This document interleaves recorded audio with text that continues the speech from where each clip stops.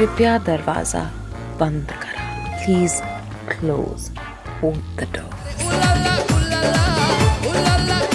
बन जा तू मेरी रानी, तेनू महल दवा दूंगा।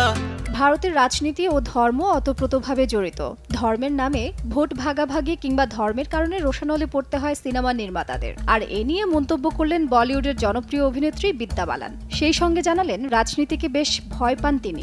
इंटरनेट भी नहीं है तुम्हारे क्यूबा में, कोई नहीं ढूंढ पाएगा हमें। We'll be like लापता lovers in Cuba। কিছুদিন আগে মুক্তি পেয়েছে এই দাপুটে অভিনেত্রীর নতুন সিনেমা দো और दो পেয়ার। সিনেমাটি প্রচারের অংশ হিসেবে ভারতীয় এক গণমাধ্যমে সাক্ষাৎকার দিয়েছেন অভিনেত্রী। সেখানে তিনি নতুন সিনেমার নানা বিষয় নিয়ে কথা বলার পাশাপাশি ইন্ডাস্ট্রি, রাজনৈতিক ও ধর্মীয় বিষয় নিয়েও নিজের মতামত প্রকাশ করেছেন।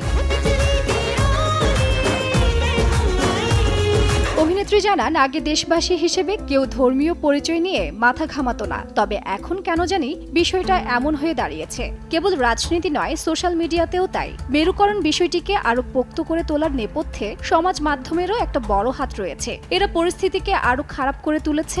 মানুষ আরো বেশি একা এখন। 1, 2, 3 ঢাকায় জমি জিতে নিন 100% ক্যাশব্যাক সহ 20 কোটি টাকার পুরস্কার। अब जो भी हो, भिखमंगों की तरह नहीं, रानी की तरह मरूंगी अपने महल में। এছাড়াও ধর্মীয় স্থাপনা নির্মাণে অর্থদান করেন না বিদ্যা বালান। অভিনেত্রী বলেন, স্বাস্থ্য, স্যানিটেশন, শিক্ষা এই 3 খাতে তিনি কাজ করে থাকেন। যদি কেউ তাকে ধর্মীয় স্থাপনা নির্মাণের জন্য অর্থদান করার কথা বলেন, তবে তিনি তা দেন না।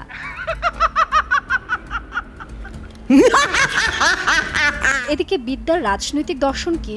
এ প্রসঙ্গে অভিনেত্রীর মন্তব্য, রাজনীতিকে তিনি বেশ ভয় পান। তাছাড়া নিষিদ্ধ হওয়ার ভয়ও রয়েছে বিদ্যার। যদিও তার সঙ্গে এমনটা ঘটেনি, তবে তারকারা এখন রাজনীতি নিয়ে একটু বুঝে শুনেই কথা বলেন। কেননা কার যে কখন মনক্ষুণ্ণ হয়, বিশেষ করে কোনো রিলিজের সময়, কারণ ওই সময় সিনেমার নেপথ্যে কাজ করেন আরো 200 জন মানুষ।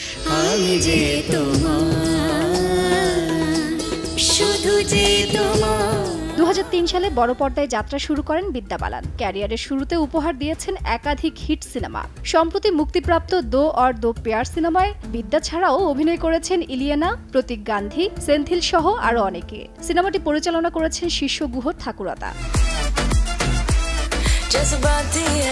তাজরিন রিকা, সময় সংবাদ, ঢাকা।